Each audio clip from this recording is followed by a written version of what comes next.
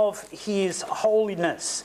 In other words, He guards His holiness and guides and directs us in the light of His perfect holiness.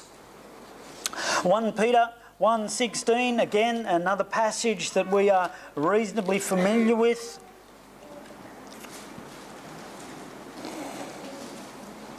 Verse 14, let's start there. As obedient children, not fashioning yourselves according to the former lusts in your ignorance, but as He which hath called you is holy, so be ye holy in all manner of conversation, because it is written, be ye holy, for I am holy.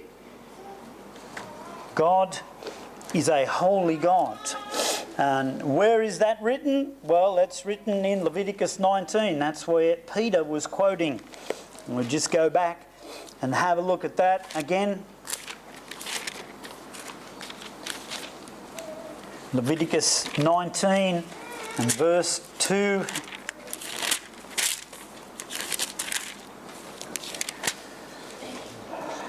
Speak to all the congregation of the children of Israel, and say unto them, ye shall be holy, for I, the Lord your God, am holy. God is holy. God is holy. God is pure.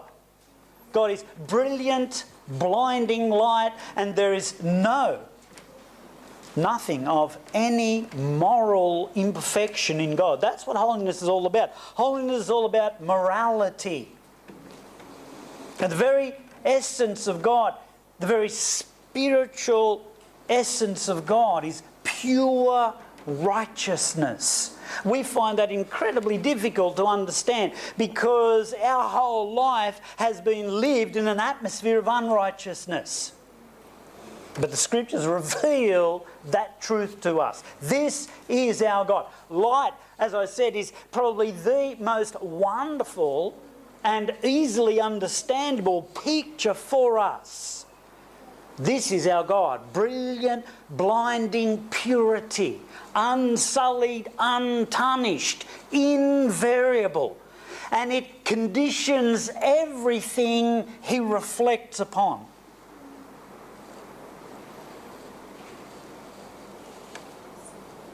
Essentially, in the beginning, remember we started yesterday with in the beginning God. And I emphasised the spiritual reality. Well, going back to that ultimate reality, that spiritual reality, before God created the heavens and the earth, in the eternal ages of the past, there was purity and perfection as the Holy Trinity fellowshipped together. Sin is a horrible, temporary intrusion. And temporary is something that we need to focus on. This reality that's sullied, stained, flawed, impure is only a temporary thing. And therefore we should not be obsessed by it, focused upon it. Or one day God's going to cease to uphold this universe with the power of His word, and the elements are going to melt with a fervent heat. And all of that impurity is going to be incinerated. And then He's going to roll out a new heavens and a new earth wherein there is no sin.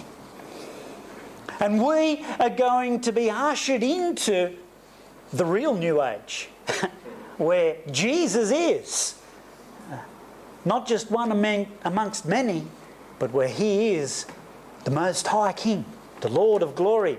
And we are going to be ushered into a new age of purity and perfection. And those that have been perfected by God are going to take part in that wonderful, perfect, pure, eternal adventure. I wonder, are you there? Are you there? Let's follow for a moment. 7 must be the number of the day. My 7 are going to be shorter than yours, brother.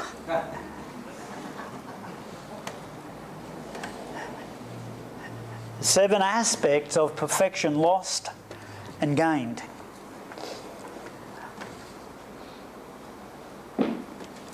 Go back to Genesis with me and we will have a look.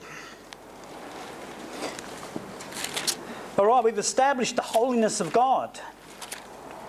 We've established that in the ages of the past, the Holy Trinity fellowshipped in purity and perfection. And there was no sin, no unrighteousness, nothing at all.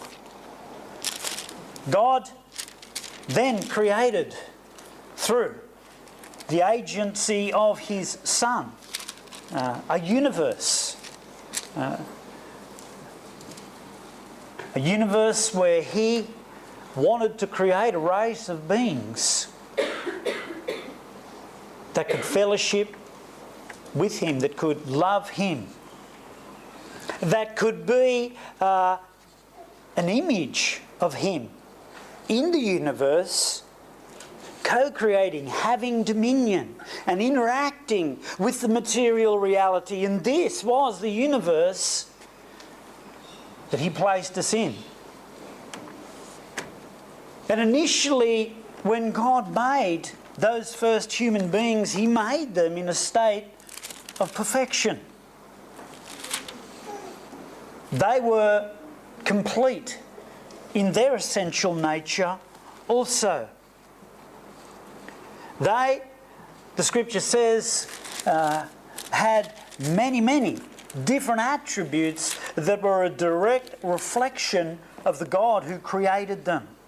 In Genesis chapter 1 and verse 26, we know it again. Let's go there. God said, "Let us make man in our image, after our likeness, and let them have dominion over the fish of the sea, and over the fowl of the air, and over the cattle, and over all the earth, and over every creeping thing that creepeth upon the earth."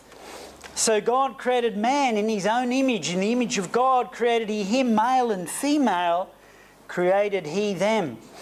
And God blessed them and said unto them, "Be fruitful and multiply and replenish the earth and subdue it, and have dominion over the fish of the sea and over the fowl of the air and over every living thing that moveth upon the earth." And verse 31 says, God saw everything that He had made. Behold, it was very good. Very good. Good, perfect, complete. It's what the word perfection in the New Testament, teleos, means. To make complete. And the idea here of the very good, part of the meaning there is completion, a consummation. God made it and it was good. And part of that goodness was that there was nothing flawed in it quite yet. Now, we're not going to go into angelology and fall of Satan. That's another 3-hour message, which we don't have the time for, do we, brother? So we're going to just leave him aside at the moment, and we're going to talk about humanity. Humanity. The first human beings were not flawed. They were not flawed. They were perfect in that sense. They were not completely holy in the sense and the essence of God, no, but they were unflawed. They were perfect in the sense, in the definition of that term. There was an original perfection. And that's important for us to understand, because, man, we look around now and we see so little that is perfect. We see so little that is perfect. We see so much that's flawed. So many things that are broken. So many things that don't work as they should. Whether it's the emotional condition of people, whether it's the spiritual condition, whether it's the manifestation of love in that faulty, broken way, whether it's the manifestation of justice in its faulty and broken way, all of these things that we see in our society in our lives every day. They're not perfect. But do you know what? Human beings were made in the beginning flawless. And again, that gives us significance. That separates us completely and raises us up into being a part of the family of God. Not a part of the family of the animal kingdom. God, who's a spirit, angels who are spirits, mankind. That in our essential nature are spiritual. We're part of that family. Man, again, I emphasise what a privilege it is to be a human being. What a special and significant person you are. Each one of us. Each one that God has created. And God in the beginning made humanity in His image. Flawless. They had a perfection of mind which we can just gain a glimpse of as we see Adam naming all the animals in a very short time. That would have been an incredible feat of intellect. Each name that he gave them indicated a characteristic of that particular creature. He would have been observing, analysing, collating information, remembering the names he'd already given, and selecting concepts and ideas and putting them into names for each of the animals. Bang, bang, bang, bang, and he named each one. Adam was no primitive, peak-browed caveman. He was a perfect man, made in the image of a perfect God, and he had a perfect mind. He had perfection of spirit. His spirit was flawless. There were no faults in it at this point. This is the very essence of a relationship with God. God, who is a spirit, can only be communed with those who have a spiritual life. This is why Jesus said you must be born again. When people fell and became flawed spiritually, their spiritual nature became dysfunctional. The Bible calls it they became dead in trespass and sins. That spiritual nature, if you like, was snuffed out, and so there's no communion with God. There's no perception of God. That's why you've got to be born again. It's that simple. They had perfection of spirit. Adam and Eve communed with God. It came down in the cool of the evening, and they walked together, and they communed together, and they comprehended their God, and He communicated and enjoyed their presence. They had fellowship of the Spirit.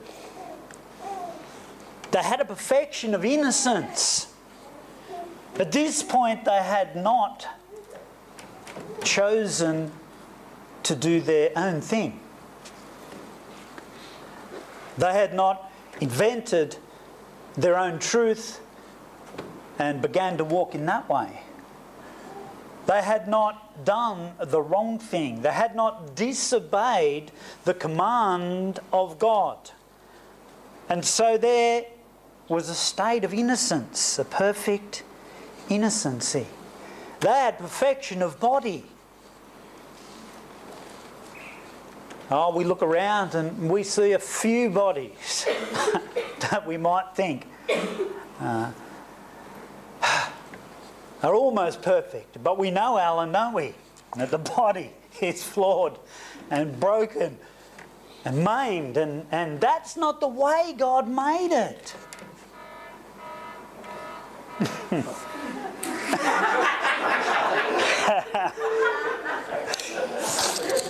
I thought I'd pushed the wrong button. I'll blow up there in a minute. Thanks, Tina. You're keeping everybody awake there, mate. That's the way. Flawed, see?